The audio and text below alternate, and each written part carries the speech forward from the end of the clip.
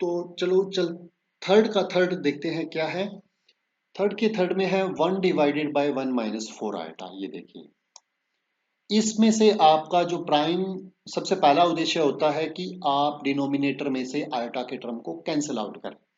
करेंगे कैसे? उसके लिए जब आपको नंबर दिया गया है 1 माइनस 4 आयोटा, इसका कंजुगेट कंजुगेट होता है जो आयोटा का टर्म है उसको उसका साइन चेंज कर दीजिए। तो 1 माइनस 4 आयोटा का कंजुगेट होगा 1 प्लस 4 आयोटा। तो आपको उसी नंबर से मल्टीप्लाई करना है, इस नंबर को उसी नंबर से डिवाइड करना है, तो अल्टीमेटली भी इस नंबर पे क्या कोई भी इफेक्ट ना पड़े।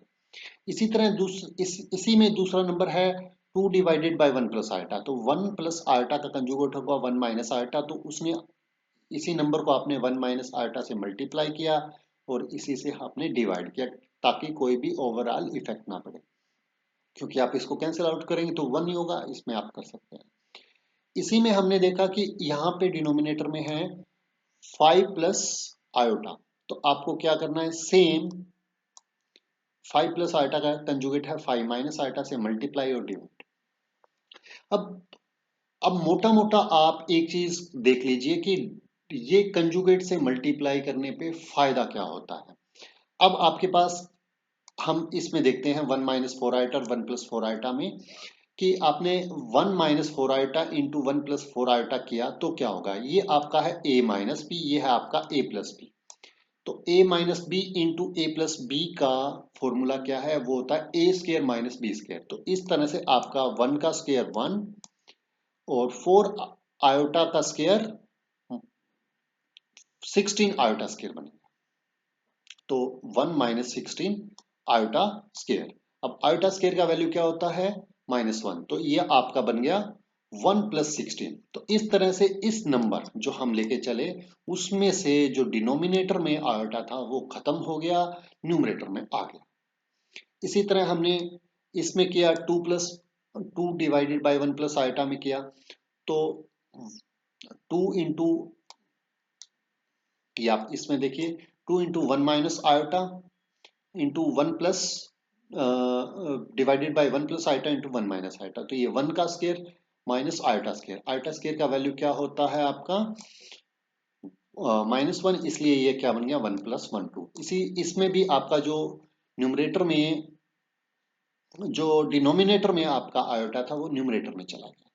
इसी तरह इसी कॉम्प्लेक्स नंबर में भी सेम इसी तरह से हो गया। तो इस तरह से हमने इन कॉम्प्लेक्स नंबर को इस तरह से चेंज कर लिया, फिर इनको हमने, तो इस तरह से ये आपका सेम कॉम्प्लेक्स नंबर ये बन के आ गया। अब हम इसको, अब हमने यहाँ पे सबसे पहले 17 हमने इसका एलसीएम ले लिया है। उसके बाद 17 हमने इसका एलसीएम ले लिया, इस इन दोनों को सॉल्व किया, ये आया 1 plus 4 iota minus 17 plus 17 iota divided by 17 into 1 minus 23 iota. अब हमने इन दो कॉम्प्लेक्स नंबर बन गए हमारे पास, एक कॉम्प्लेक्स नंबर, दोनों कॉम्प्लेक्स नंबर को मल्टीप्लाई कर दिया, मल्टीप्लाई करेंगे तो ये आपका आ गया। इस तरह से आपका ये कॉम्प्लेक्स नंबर आ गया। तो यहाँ पे आपने एक चीज जो सीखा वो सबसे इम्पोर्टेंट चीज ये है कि इस तरह से आपका कॉम्प्लेक्स नंबर हो जिसमें आपका डिनोमिनेटर में आयोटा हो, उसको हम कैसे मूव कर सकते हैं और वो न्यूमरेटर में चला जाता है। नेक्स्ट ये देखिए, ये नंबर है, तो आपको इस नंबर, हम फोर्थ का फर्स्ट पार्ट देख रहे हैं, 2 माइनस माइनस 25 बाय, इसको आपको चेंज करना है, किसमें चेंज करना है आपको, a प्लस आयोटा b में। तो यहाँ पे आपका नंबर है 2 माइनस माइनस रूट ऑफ -25 को आप लिख सकते हैं 5 आयोटा, 1 माइनस रूट ऑफ 16 को लिखते हैं आप -4 आयोटा। अब आपको ये रिमूव करना है, तो इसके लिए हम क्या करें, रैशनलाइजेशन कहते हैं इसको। आप इसका कंजुगेट देखिए, 1 प्लस 4 आयोटा आया, 1 प्लस 4 आयोटा इसका कंजुगेट है, उसी से मल्टीप्लाई कर दिया, उसी से डिवाइड कर दिया। तो ये आपका बन गया a minus B into A plus B.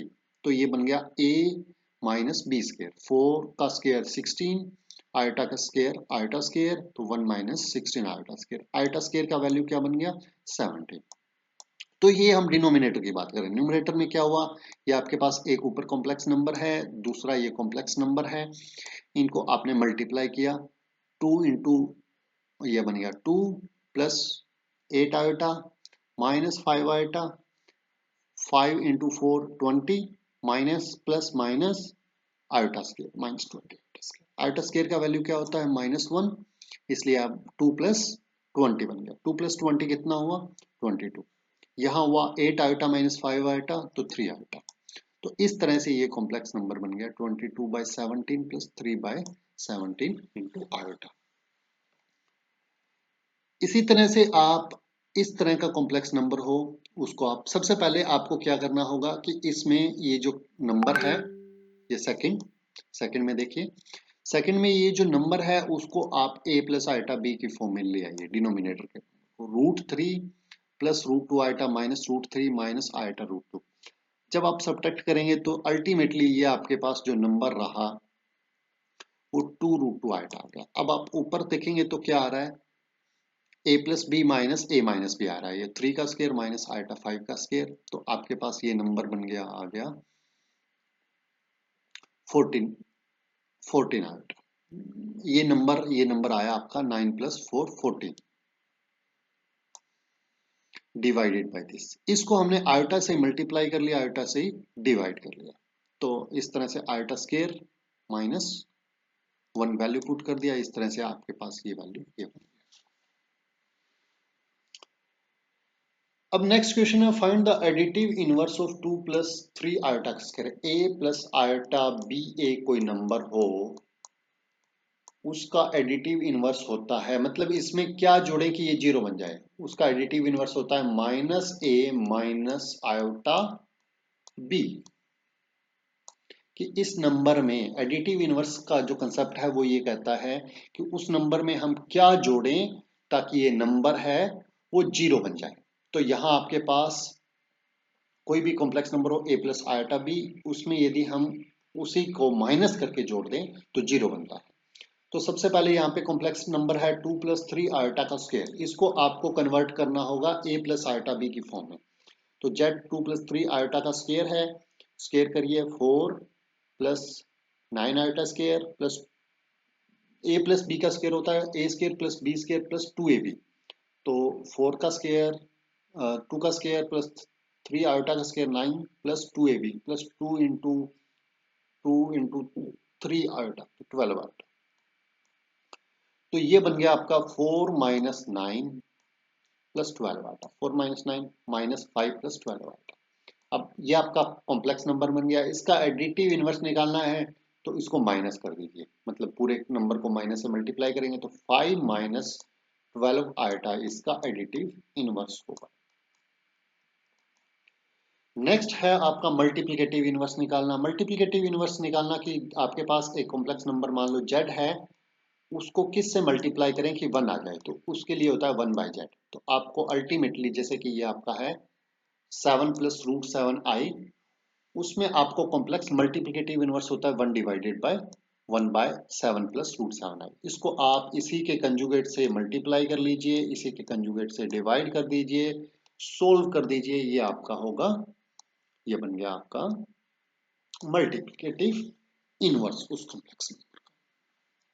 तो मल्टीप्लिकेटिव इनवर्स और एडिटिव इनवर्स के बारे में आपको पता चल गया होगा। एडिटिव इनवर्स होता है कि उसी का आपको माइनस कर देना, और जो आपका मल्टीप्लिकेटिव इनवर्स है वो उसका रेसिप्रोकल करना, मतलब यदि आपके पास z एक कॉम्प्लेक्स नंबर है तो उसका -z होगा वो मल्टीप्लिकेटिव इनवर्स। नहीं 1/z उसका मल्टीप्लिकेटिव इनवर्स होगा।